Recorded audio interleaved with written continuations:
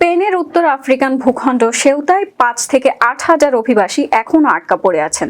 তাদের মধ্যে বাংলাদেশি সহ মধ্যপ্রাচ্য, আফ্রিকা ও দক্ষিণ এশিয়ার বিভিন্ন দেশের নাগরিক রয়েছেন।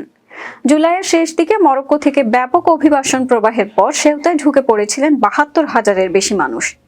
পরে তাদের বেশিরভাগই মরক্কোতে ফিরে গেলেও কয়েক হাজার অভিবাসী সেউতায় রয়ে গেছেন। ওই ঘটনায় অন্তত ৯৪ জনের মৃত্যু হয়। আটকে পড়া অনেকেই এখন এল ট্রাম্পোলিন সৈকতে অস্থায়ী আশ্রয়ে মানবেতর জীবন কাটাচ্ছেন। খাবার ও পানির সংকটের পাশাপাশি অনেকে খোলা আকাশের নিচে রাত কাটাচ্ছেন। তাদের মধ্যে বাংলাদেশিরাও রয়েছেন। তবে প্রত্যেকের আইনি অবস্থান আলাদাভাবে যাচাই করবে স্পেন। আশ্রয়ের আবেদন করলে সিদ্ধান্ত না হওয়া পর্যন্ত ফেরত পাঠানোর প্রক্রিয়া স্থগিত থাকে।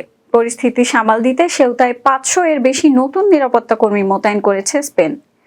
অভিবাসীরা দ্রুত আশ্রয়ের আবেদন করার সুযোগ ও মরক্কোতে ফেরত না পাঠানোর দাবি জানিয়েছেন।